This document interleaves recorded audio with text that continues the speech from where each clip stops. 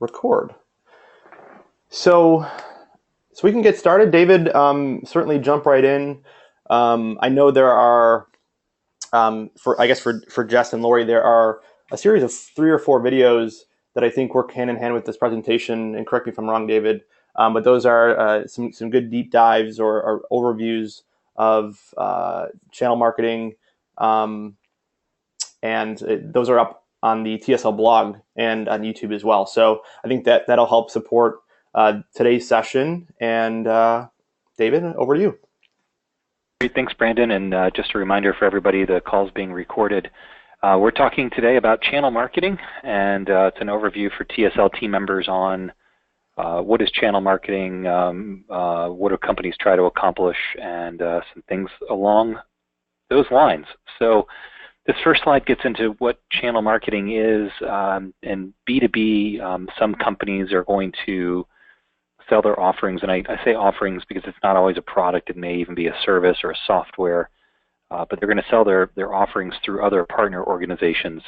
The partner organizations can either sell the offering as is, meaning I'm just going to straight resell it, or I'm going to add value to it, or bundle it in with other products or services. So adding value might be that I've got particular service expertise around it.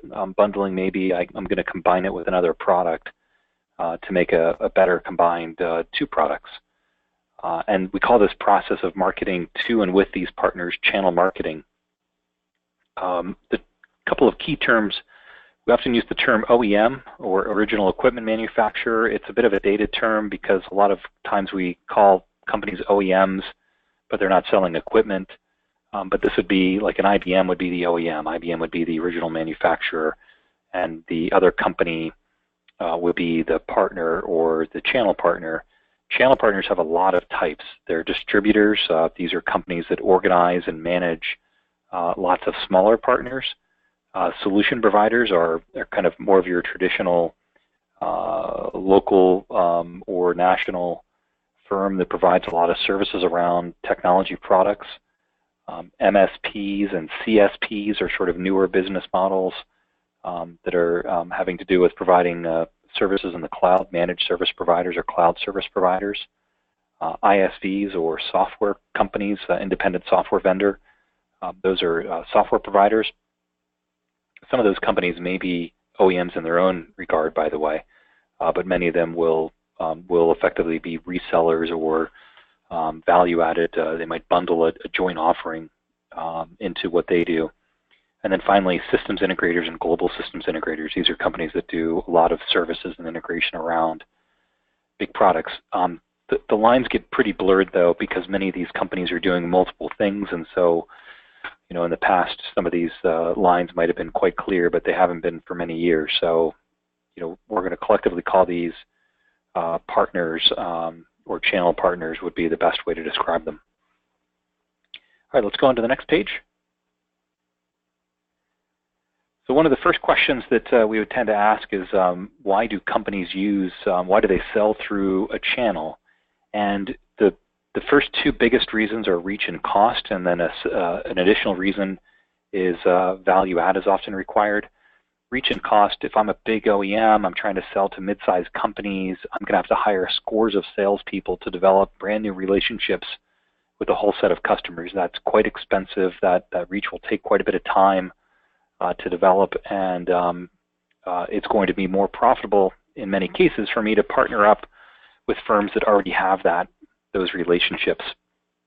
In addition, there are many times where products can't really be used without a good value-add service. So if I'm selling business analytics software, I can sell it to a company and it can do all kinds of great things for them, but they don't know how to use it. HubSpot would actually be a good example of that as well, where HubSpot has a lot of, they in many cases need to have partners engaged because they need the expertise to help their clients run HubSpot as a tool versus just trying to sell it and let people run it on their own. The other is that many of these channel partners have an existing set of customers. So I'm a local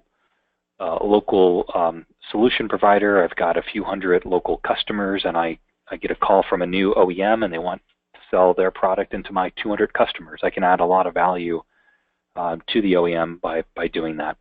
So that's why companies will often use channel partners. All right, let's go to the next page.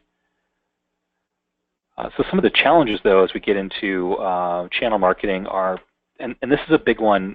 I've got a couple of video blogs on this topic alone, but the OEM channel marketers often think that the partners are perfectly aligned, meaning my business is to resell your product. It really rarely is the case. There are some instances where it may be very tightly aligned, and an example of that is in the telco space, where I may be providing phone services from a phone provider, and I'm making most of my margin on that, and I may provide some services around it. That may be more tightly aligned.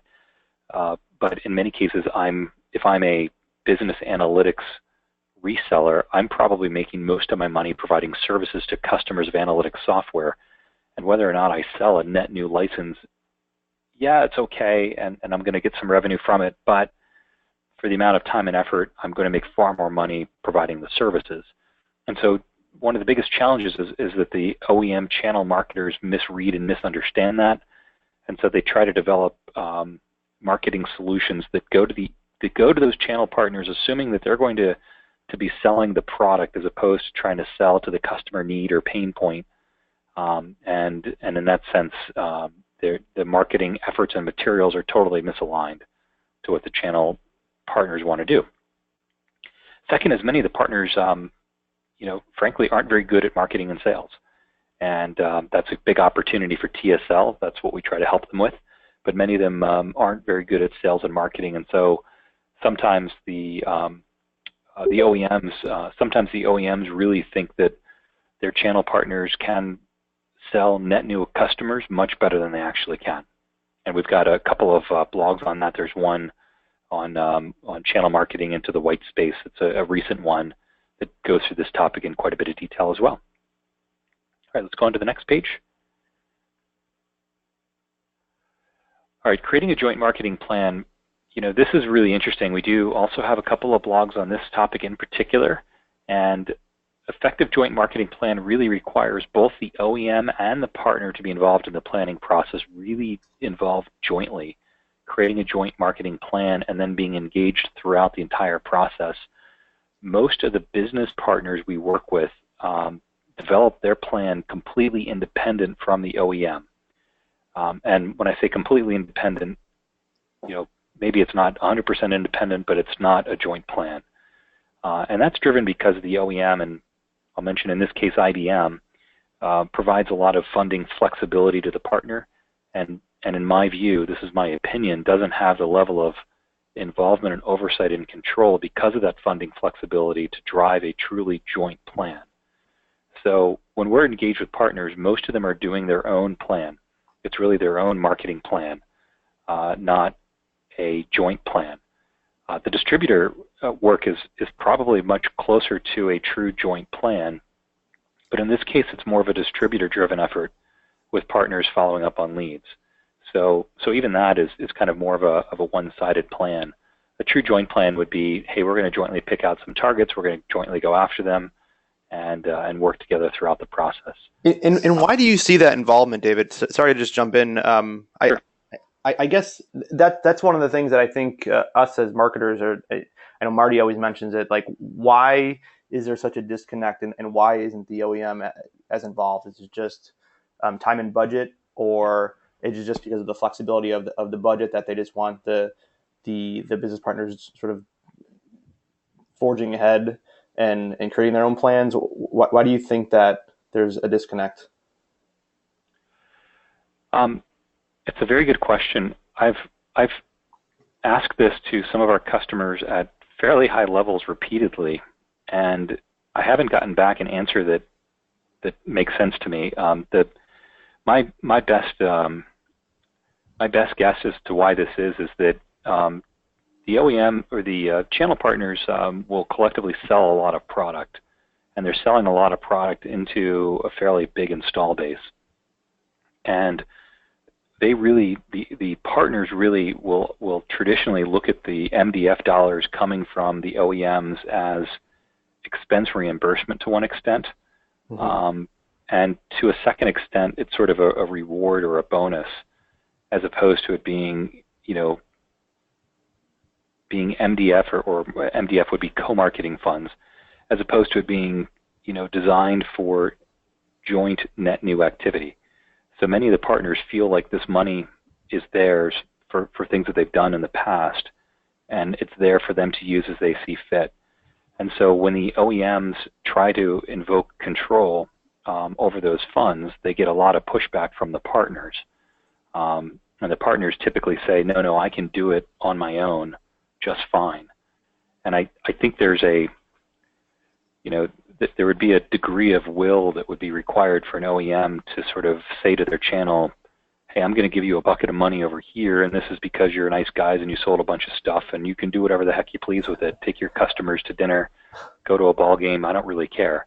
And then there's a bucket of funds over here that I do care about, and we need to go after net new accounts.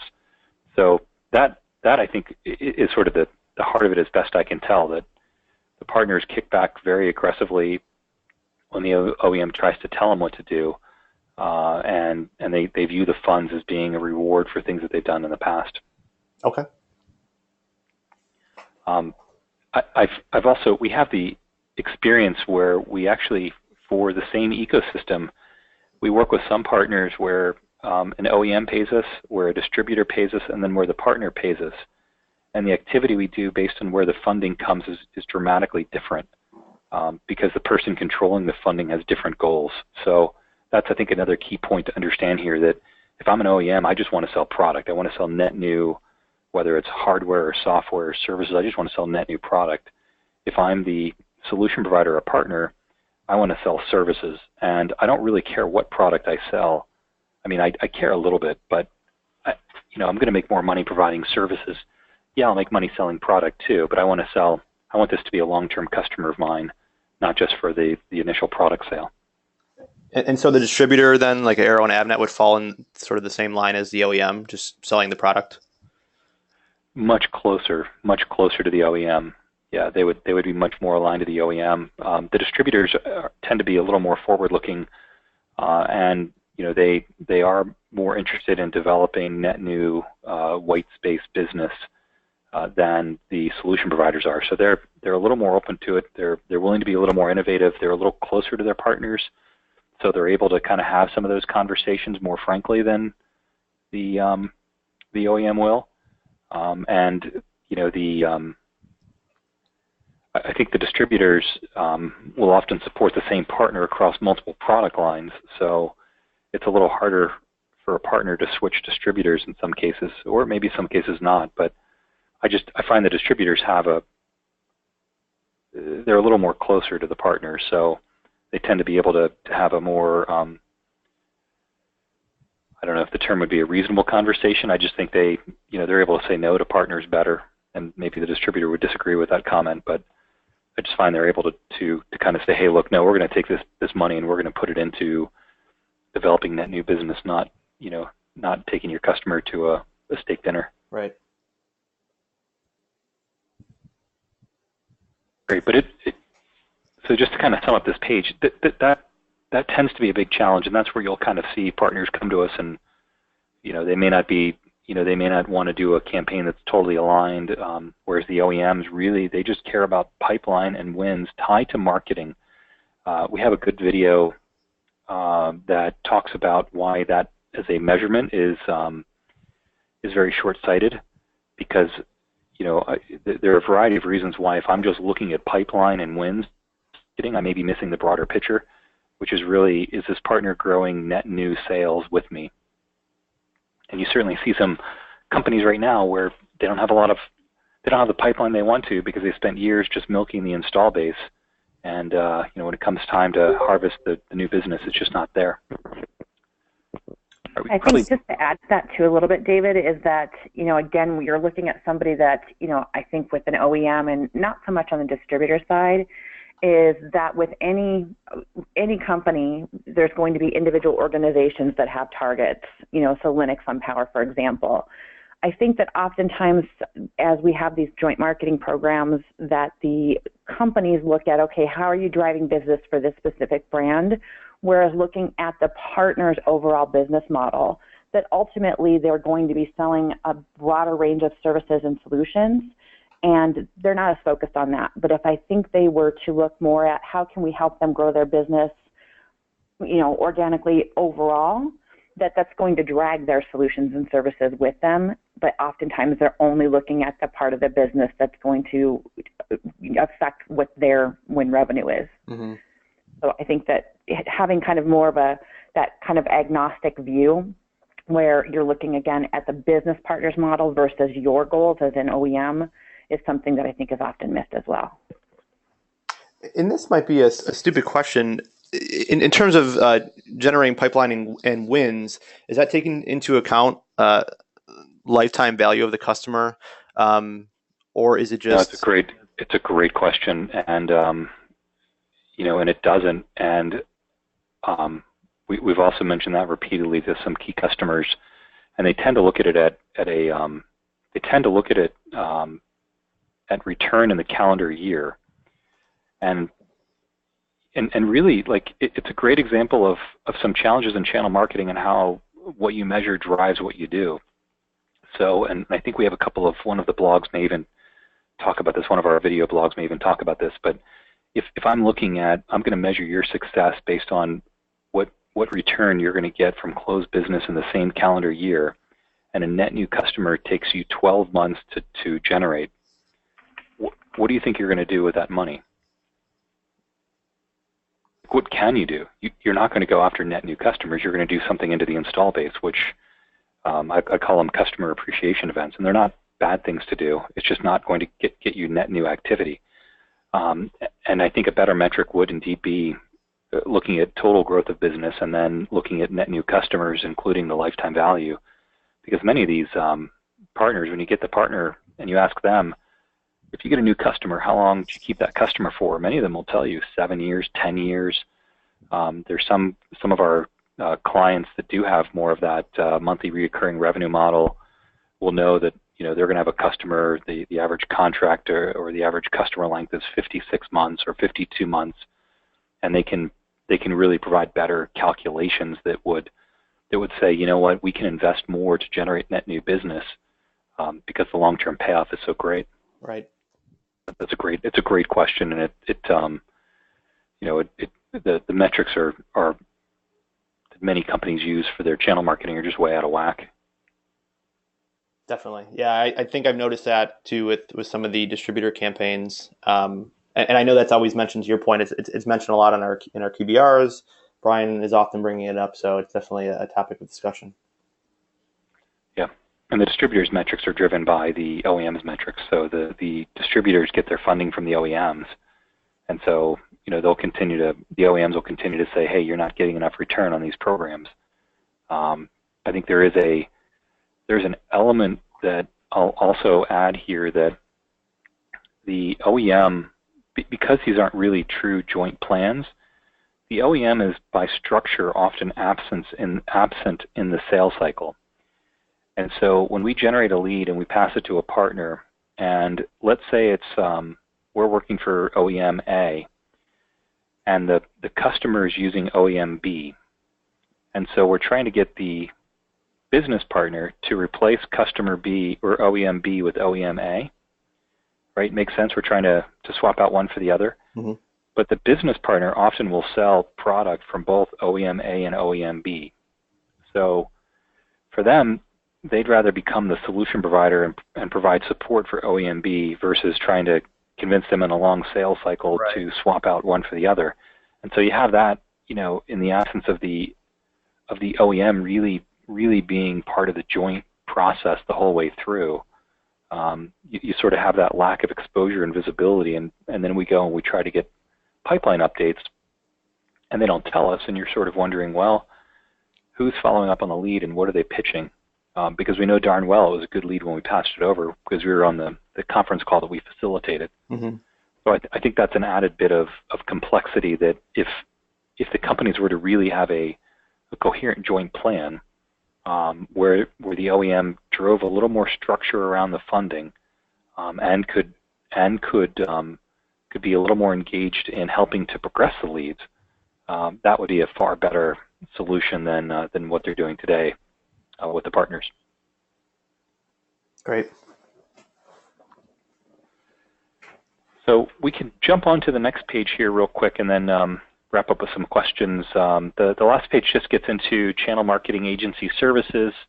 There are a variety of things that TSL does. I think we're all familiar with really the last bullet here, channel marketing demand generation. And this is what we tend to do most of by service. We also help with channel marketing strategy and consultation, channel marketing training. So we've done a fair range of digital marketing workshops to train the partners. Channel marketing, channel partner recruitment. So in some cases, we're trying to bring in net additional partners for a company. Enablement, helping to train them up on new messages. We've been doing this for one of our OEM customers recently, where they had a marketing message, and we're training up partners around the entire world around that marketing message and helping them launch marketing campaigns supporting, and obviously joint marketing planning as well. So, you know, it tends to typically be single partner marketing planning or single company, but we do certainly have the capability to help with the joint marketing planning as well. Awesome. So, Brandon, we have a couple minutes for more questions if you like, or whatever you want to do here next. I guess I just wanted to see if that was helpful to Jess. I know, I'm sure it'll be helpful for some of the newer team members. Any questions, Jess? I saw Ryan jump on. I don't know how much he caught there. If he has anything to add from his perspective, Jess or Ryan? I thought that was actually super helpful. I know it's. I was telling Brandon that it's certainly a different ecosystem than what I'd been trained to understand before. But being involved in it for a few months now, and then kind of hearing you talk about it, David, it all kind of brings it together. So I thought that was super helpful. Awesome. Great. Yeah, this was great, and I know again. Even for me, I've been working with some of the large distributors for so long now, and it's still some things that I think I struggle to understand. So that's why I think it was so important to go over this in such greater detail and dive into some of those questions. Really helpful stuff. Great. Awesome. Anything else to add from anyone else on the call? Certainly, we have a couple minutes. Yeah, and I just want to mention, I think we face this a lot, where I think it relates to, especially when projects are funded from a certain source for a client, or they have certain demands of us to market a product or even a set of products, where I think the strategists run into some problems. David, sometimes whenever they say, build us a plan for product A, and we build that plan, and product A is storage, and we're getting conversions and and inquiries, and the team and the business development team is delivering leads, and things are flowing around pretty well, and then there's the expectation that they say, well, and we also want to promote this very high-end solution, or we also want to promote, I think what we see a lot is we also want to promote Linux on Power, and we see that there's an expectation for the digital team that all things are equal, and that those campaigns deliver at the same level. So I'm wondering, how do the strategists approach that with the client teams, that not all of these campaigns are going to get equal results for equal investment? Yeah, and I think we've run into some issues too with that, especially when we're in marketing some more complex or expensive or I guess newer solutions such as Linux on Power or converged. So I think we've certainly run into that, and I think it's definitely a case by case. But I've even seen some instances of we've gotten funding for something like Converge, for instance, and a quarter later we're pivoting funds to a different solution because perhaps the lead deliverables aren't being met. So I've actually seen that happen in some cases. Yeah, yeah, no, absolutely, and I think that's something that really would be more of a strategy, a general strategy outside of channel marketing, because we tend not to have the challenge of an individual of two partners being involved in the planning process, so we can drive a lot of it. The issue is many of the partners will get buckets of funding from various product groups within the OEMs, and so that may drive them to want to say, oh, I'm going to focus on this product, then focus on that product. In reality, they should focus on the customer, and I'm going to develop my marketing campaign around a target segment and a target persona, and I can weave in different messaging, but I want to focus on the pain point that I'm going after, and not the point product. They will, as you mentioned, they will get different lead rates, and I think that is probably part of the job of strategists to understand how this offering or that offering is going to yield differently. But that would be the way I would approach it. I mean, that obviously is sort of an illustration of how the joint marketing becomes challenging, because the OEM says, hey, here's some money, go develop leads for this product, and we're going to develop leads around this pain point or solution. And the partner is going to have to really position the product to solve that solution or to solve that problem.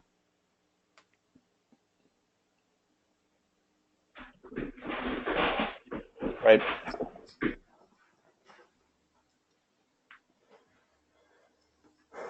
Any other questions or comments to add?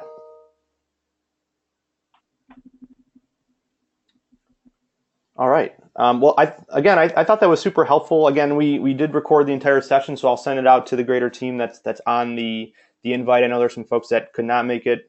So I think, again, they may have some follow-up questions.